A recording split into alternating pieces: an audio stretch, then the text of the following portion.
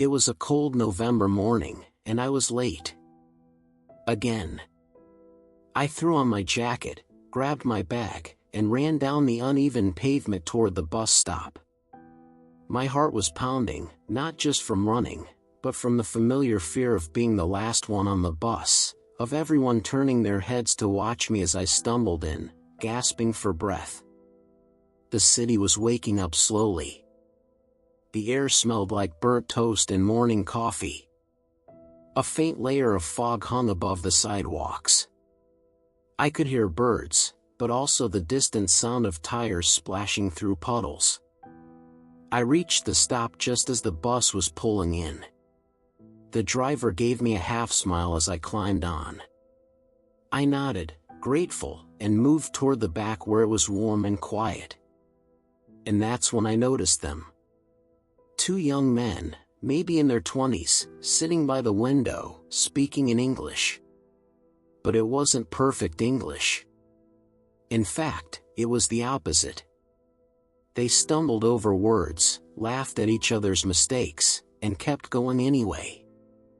One of them said something like, "He run away," "No, ran away," and the other just nodded and corrected him with a grin. There was no shame. No embarrassment. They just kept talking. I couldn't stop listening. I'd spent years studying English, memorizing grammar, watching YouTube videos, trying to sound correct. But I never spoke like that. I was too scared. What if someone laughed? What if I made a mistake? What if I froze? But these two guys weren't freezing. They were enjoying the process. I could feel it, the freedom in their conversation, the rhythm of their words, even if it wasn't fluent. They were brave. And I was silent. The bus ride was only 20 minutes, but something changed in me that morning. I didn't speak to them. I didn't say anything. But I listened. Deeply. Not just to their English, but to the way they owned their English. When I got off the bus, I opened my notebook and wrote something that still stays with me. You don't have to be perfect. You just have to be willing. A week later, I walked into a tiny cafe downtown.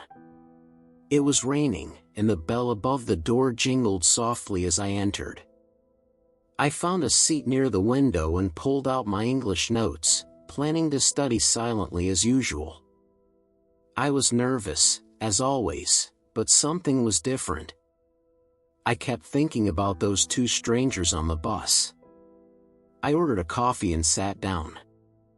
A few minutes later, the girl next to me dropped her pen.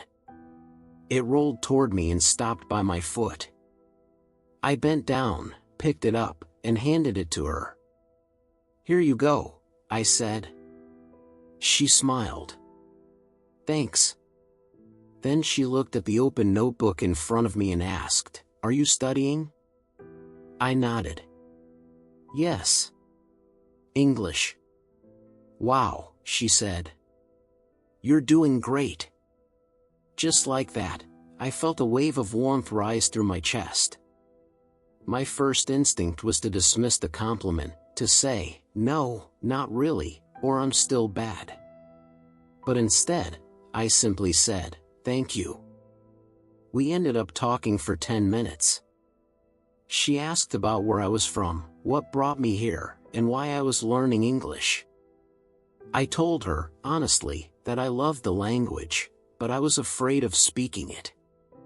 She said something I'll never forget. "You're not afraid of English. You're afraid of judgment. And that's not your fault." I went home that day, not just with new vocabulary or grammar structures, but with a new understanding of myself. Fast forward a few months. I was still learning. Still making mistakes. But I had started to speak more. I joined an online English conversation group, the kind where everyone speaks for 5 minutes and gets feedback. My hands shook the first few times. My voice cracked. But I kept showing up. One evening, the topic was, describe your happiest memory. And I told a story. In English. Start to finish. It wasn't perfect. I stumbled over words. I repeated myself. I said them about 50 times. But no one laughed.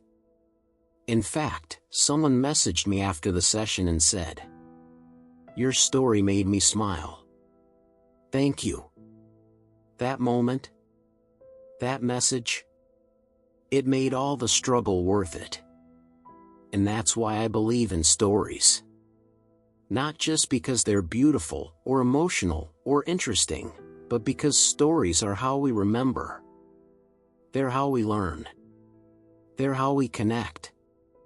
If you're learning English and you feel stuck, if you feel like you're not improving fast enough, or you're making too many mistakes, just remember this. You're not behind. You're in your story. And every time you listen to English, every time you speak, every time you dare to try, you're turning the page to the next chapter.